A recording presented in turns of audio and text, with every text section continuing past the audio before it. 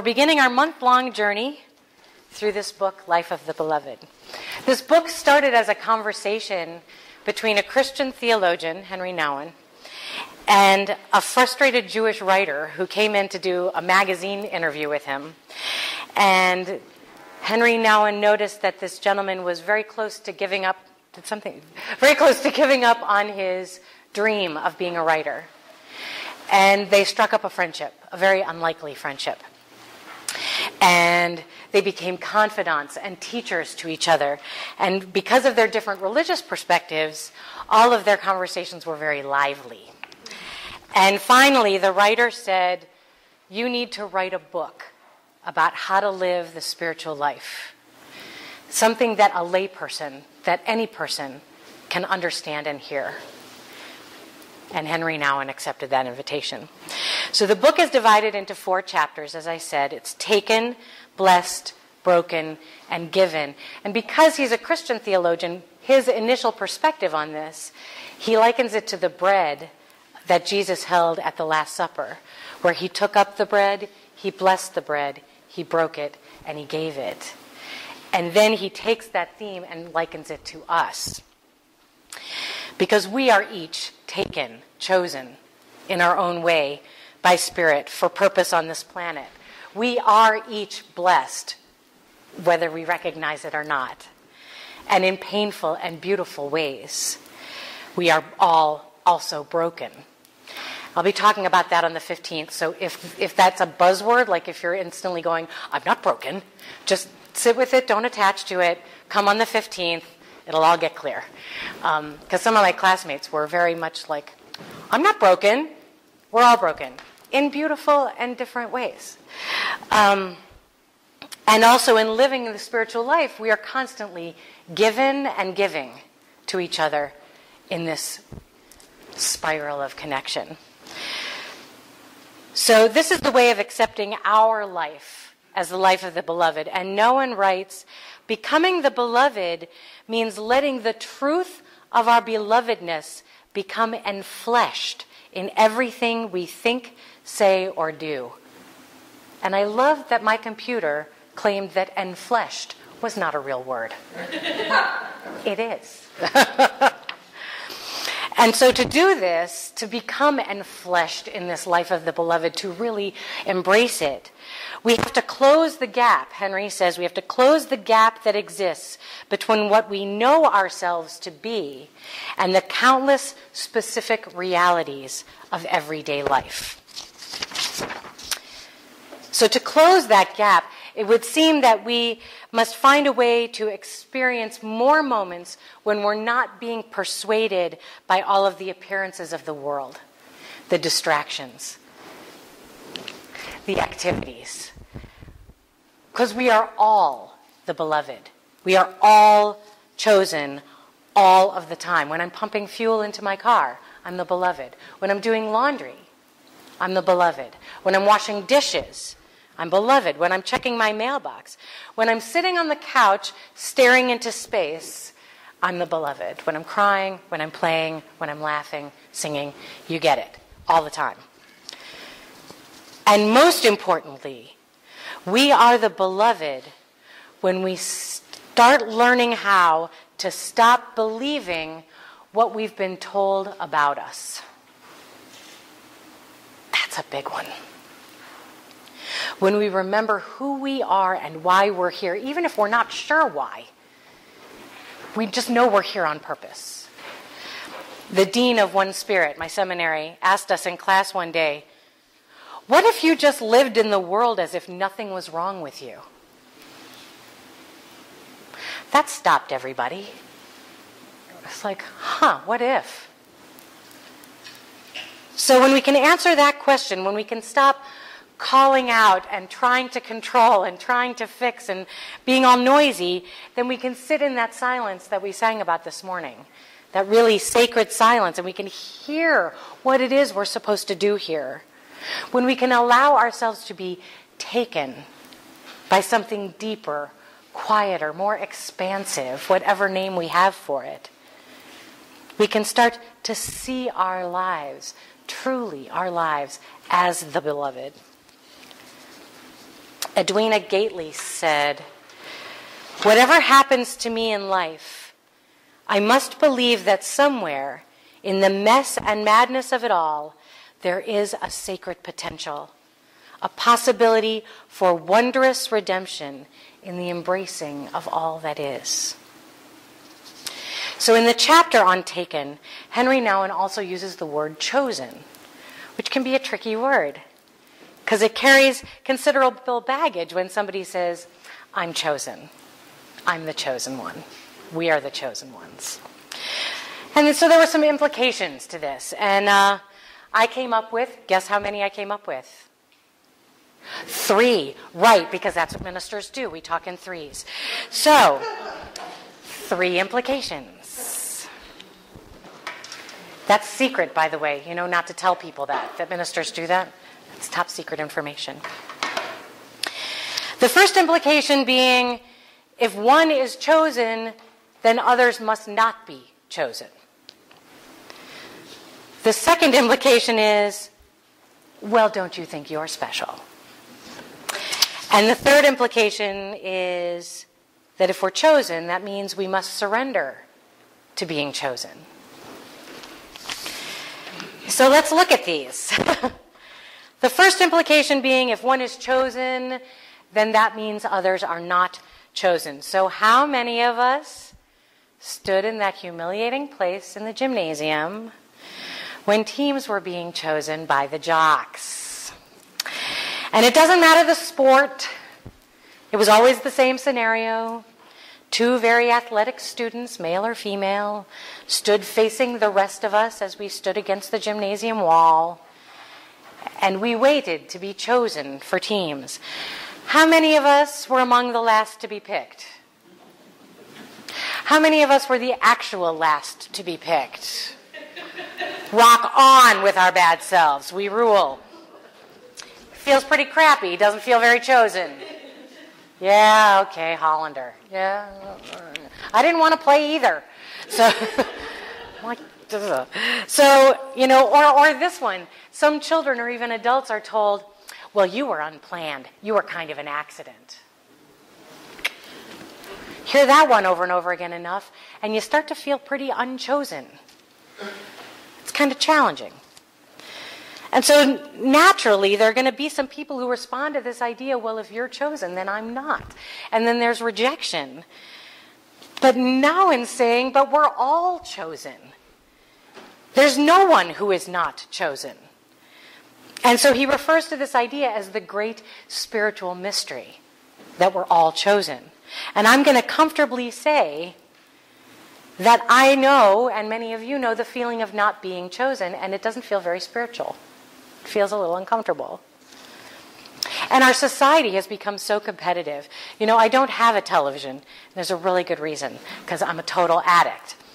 And so when I go to New York, and I'm in my sister's apartment, my sister and brother-in-law's apartment, and they have 1,000 and 100,000 channels on their television, I'm up all night.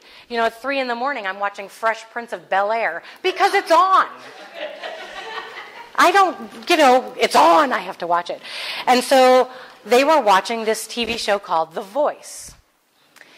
And I'd never seen it before. I'm not a big fan of the competitive singing shows. No judgment, it's just not my gig. It's not how I sing, it's not what I do, so I just don't watch them. And so the premise of The Voice, in case you don't know, is somebody comes out and they have a limited amount of time to perform in front of the backs of 4 famous people. And the goal is to wow them enough to make them turn around and choose you. I would never do that. I would never do that. So the whole show is based on the premise of proving yourself to be worthy. I was really admiring some of these people who are going out there. I'm like, you have more courage than I do. To go on national television to prove that you're worthy of these 4 people to turn around and pay attention to you and say that they want you on their team. It's pretty humbling. It's gym class. It's gym class, but with a whole lot more vulnerability. And I'm really grateful as I watched that. I kept thinking, wow, I'm so grateful that's not how God works. I'm so grateful that's not how the universe and God and Spirit works. Because we're here, we're chosen. We don't have to prove it. We don't have to force God to turn around in his big chair. We're just here, so we're chosen. Nouwen clarifies this by saying, to be chosen as the beloved of God is something radically different. Instead of excluding others, it includes others. Instead of rejecting others as less valuable, it accepts others in their own uniqueness. It is not a competitive, but a compassionate choice. Embracing our chosenness, along with the chosenness of everyone, is not something that we come to embrace overnight. It's part of our life's work to claim it for ourselves. And once we claim it for ourselves, that's the tough hurdle. Because once we really own it for ourselves, really honestly, we can see it in others. Even when we have moments of, with them, we can still see it. So the second implication is, well, don't you think you're special? That, I was raised Jewish. I grew up Jewish. And I often heard, well, the Jews are the chosen people. And the response usually was, well, what in heaven's name were we chosen for? Because seriously, not feeling all that good about being chosen. Being chosen wasn't working out so well for us. You don't want that kind of chosen experience. But here's the thing about feeling special, and it's a secret. Shh. We are special. We are special. Nouwen explains clearly and gently that we are already chosen. We are already taken simply by being. And it is more about our accepting this, our embracing it, more than being told, validated, or needing to go around and tell everyone. Chosen. I'm special. Just wanted you to know. Thanks. It's just simply looking in the mirror. Good morning. You're special.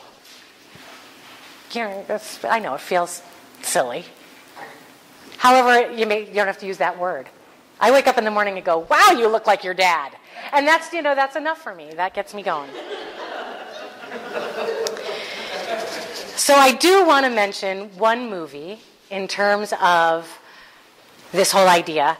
And it's this movie that I've totally fallen in love with this movie. It's called Jeff Who Lives at Home. Have you seen it? I know enough about it. Yeah.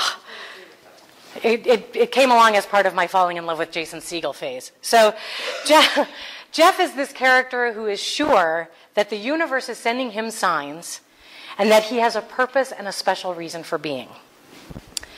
And that all he has to do is trust these signs and his purpose will be revealed to him. But see, Jeff is also 30, unemployed, and living in his mom's basement. And so from the rest of the world's viewpoint, he feels like he has to validate this truth about himself because no one else is validating him. You're a loser, get a job, what's wrong with you? All these things that they say about him. And so he continues to have this absolutely innocent belief in his specialness, in his chosenness. And he doesn't let what anybody says to him get in his way. He just follows it. He follows the signs. And he knows that he must pay attention. And he humbly accepts that this is who he is. And what's interesting is he's the main character. However, this idea of specialness and being chosen spreads out to the other characters. His mother, who's played by the brilliant and luminous Susan Sarandon, also experiences this idea of being chosen, being taken, and his brother, who desperately wants to love. So it kind of, the theme spreads out. It's just wonderful and it's really charming. It's very sweet. So part of this discovery, thinking about that movie, about our chosenness and our takenness, is what we do with what we know about ourselves. A little bit of that light under a bushel thing. Because when we recognize our chosenness, it then becomes the choices that we make and the chances we take in our lives. Stepping forward. courageously. Owning the fact that we are taken or chosen is a lot similar to the practice of sau bono, that I am here to be seen. And, it's interesting, when I do that song, when I've done that song with the kids at work, a lot of them think it's very egotistical to sing, I am here to be seen. And so we actually have some really good conversations about what does it mean to be seen. It doesn't mean to be seen. It just means to be seen. To be seen. It's namaste. It's recognizing each other in each other. And so in that same way of I am here to be seen, it's just knowing that we don't have to do or be anything other than we are. We are special. We are seen. We are chosen. We are taken. And I totally understand that this concept completely destroys our culture of sports in America. Like, somebody's got to win. But I'm okay with that because I think everybody should win. So the little piece of homework on implication 2 for you is the next time anyone uses a phrase like or similar to, well, don't you think you're special? Your response is, yup, and mirror, mirror. And just see what they do with that. Because the universe doesn't play favorites. We're all the universe's favorites. That's why we're here. So the third implication is related, that we are called to surrender to being taken or chosen. Nouwen talks about my favorite thing in relationship to this idea of surrendering to the truth of our chosenness, and it's that magical word, gratitude. When we celebrate with gratitude that the universe, that God has taken us, chosen us, we begin to appreciate everything around us, even the stuff that we might label yucky. There's this poem by Kent Ira Groff. It's called Night Demons. They come in the night, these demons of self-doubt. They come to disqualify me, kidnapping my confidence. How can you be spiritual yet be this anxious? How dare you offer your needy self to be a spiritual guide for others? Then the Spirit comes to comfort, to console, fortifying me with the ancient assurance that I am one beggar showing other beggars where to find bread, that my very neediness validates my credentials as one who surely seeks and just as surely finds, as one already found. When we recognize our chosenness, that we are taken by Spirit, we understand that all of us, our whole package, is chosen. And then we can see that truth in ourselves, and we can see it in others. And it becomes this, again, namaste circular experience. The biggest challenge is to remember that we are chosen even when our world does not choose us. And I just really want to hear, I want us to hear that together. We are chosen even when it seems that our world has not chosen us. It can feel sometimes like the world has not chosen us. And please know that I really do understand this. That feeling of not being chosen. It's deeply painful. It touches the very core of who we are. Recently in New York, I happened to be there at the exact moment that my sister Anita had to navigate through yet another close call for a Broadway audition. She keeps getting this close. And for her, it was a deep and painful experience of not being chosen. And no matter how much I tried to tell her, do you know how many people would kill to get this close? Do you know what this close means to like a 16-year-old in Bethel, Alaska? To be this close to Broadway? It doesn't matter. She's been an actress since she was 3. she's turning 60, and she's been this close so many times. No platitudes, no affirmations, no reminders of how cool that is, or that it's going to happen again, could touch the pain that she was in. It took time for her to get to a place of remembering that she is chosen. That even though the world did not choose her this time, she's still chosen. And to get there, it was a really deep inward journey through the dark night. And I just had to love her through that. The light that leads us out of that dark night? Gratitude. It's gratitude.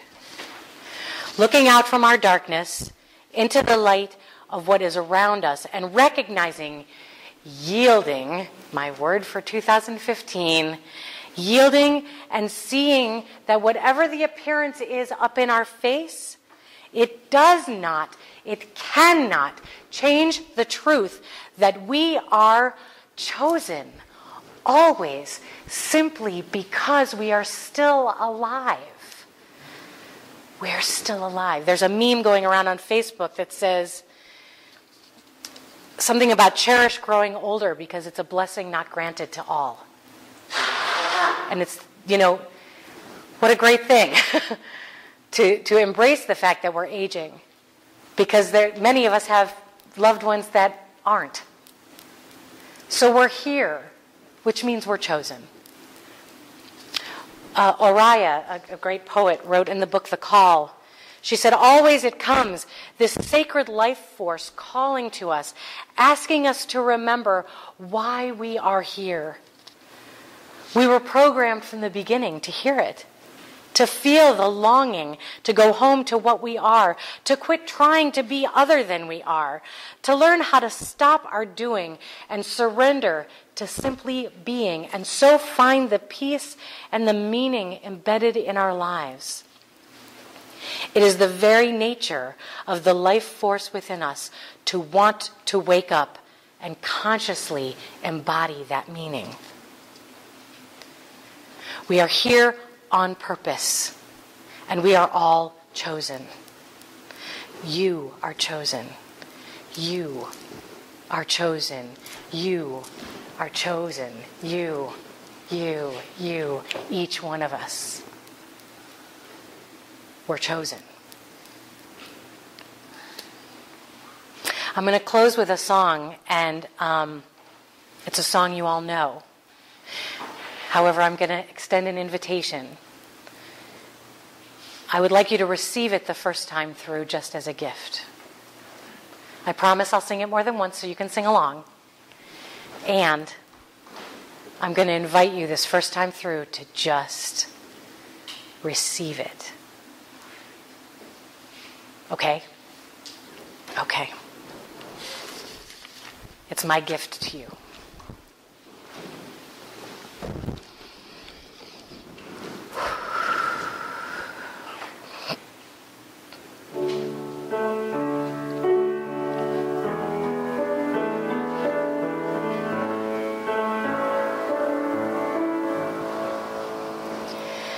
How could anyone ever tell you you were anything less than beautiful? How could anyone ever tell you you were less than whole? How could anyone fail to notice that your being here is a miracle? How deeply you're connected to my soul. And if you'd like to sing along, my second invitation is that you sing this to yourself. How could anyone ever tell you you were anything less than beautiful? How could anyone ever tell you You were less than whole. How could anyone fail to notice that your being here is a miracle? How deeply you're connected to my soul. How deeply you're connected to my soul.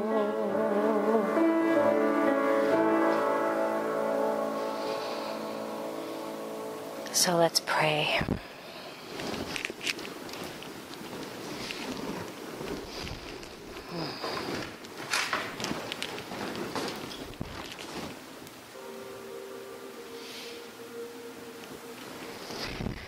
Oh, breathing. Just breathing. It's a large experience to feel chosen, to really feel it, to really get that sense, to get that inner sense that we are chosen, that I am chosen, that the person behind me in the grocery store line is chosen, that the guy on the corner holding that sign is chosen, that the people wreaking such havoc in the Middle East are chosen.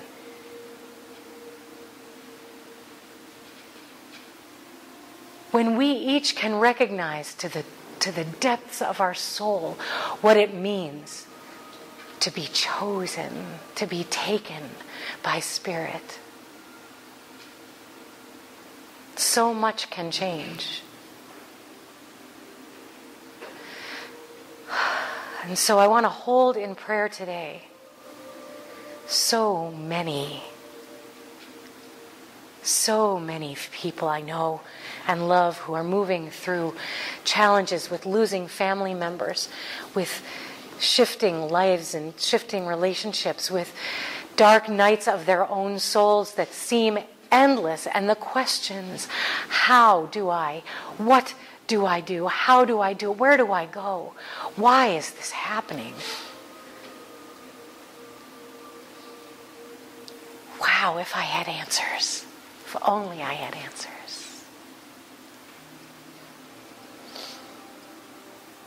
What I know to be true is that each person in this room, each person who listens to my voice later, everyone who's connected with us in consciousness, who is seeking, we are living the life of the beloved. We are the chosen beloved.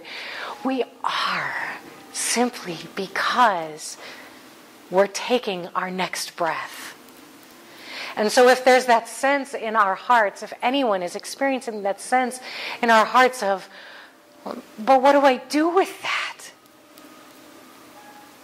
I invite each of us to just get quiet, to turn off the world, turn off the noise, turn off everything that says anything other than I'm special and I'm chosen. Just turn it off. And relax. And feel that place in the solar plexus just give way. And breathe into it. And cry. And laugh. And scream. And whatever it takes to open up to that opportunity that Spirit's saying, yes, just say yes. Would you please just say yes? That's all God in its infinite energetic essence wants from us. That's all life wants from us, is to say, okay, yes, I give, I surrender, I yield. I am special, I am chosen, yes. And so is everyone. And so I hold each and every one of us close. As we move into spring, into the changing changing weather and time and weirdness that's happening outside, I just hold all of us. I hold all of us as the news continues to come at us with all kinds of stories and pain. I hold all of us. Because Spirit is the ultimate container for it. And so I know that I can safely yield. And I invite each of us to feel that same sense of safety, that same sense of love and care. That same sense of, yes, I'm taken by Spirit. Yes. Thank you. Blessing each one of us, holding each one of us close. Amen. Thank you, God. Ashe. Ashe.